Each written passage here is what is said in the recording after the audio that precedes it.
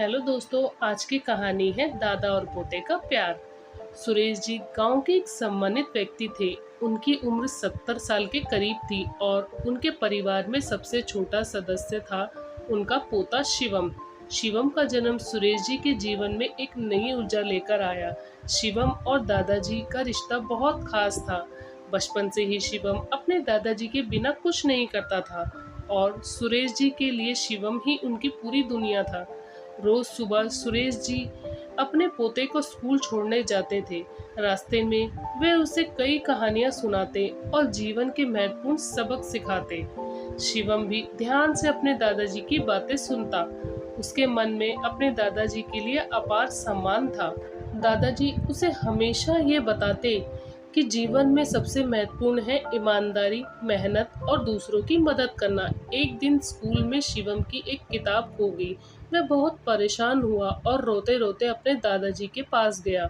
सुरेश जी ने उसे समझाया, बेटा, किताब खो जाना कोई बड़ी बात नहीं है।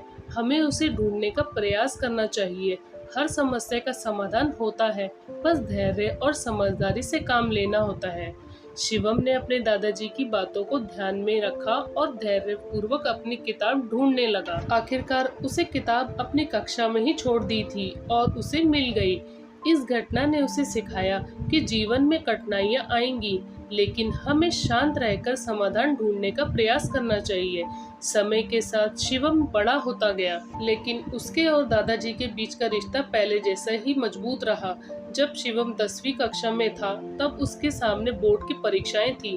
वह बहुत चिंतित था, लेकिन दादाजी ने उसे हौसला दिया, बेटा, मेहनत का कोई विकल्प नहीं है। तुमने जो मेहनत की है उसका फल तुम्हें जरूर मिलेगा। सुरेश जी ने शिवम को परीक्षा की तैयारी में मदद की और उसे ये सिखाया कि कैसे वह अपने समय का सही उपयोग कर सकता है। शिवम ने दादाजी की बात मानी और पूरी मेहनत के साथ परीक्षा की तैयारी की और फिर शिवम ने अपनी बोर्ड परीक्षाओं में अच्छे अंक प्राप्त किए। इस सफलता का श्रेय वह अपने दादाजी को देता था। उसने अपने दादाजी से जो सीख ली वह उसके जीवन के हर क्षेत्र में काम आई। सुरेश जी भी अपने पोते की सफलता से बहुत खुश थे, लेकिन उन्होंने शिवम को यह भी सिखाया कि सफलता का घमंड कभी नहीं करना चाहिए। हमेशा विनम्र रहो और दूसरों की मदद के लिए तैयार रहो, उन्होंने कहा।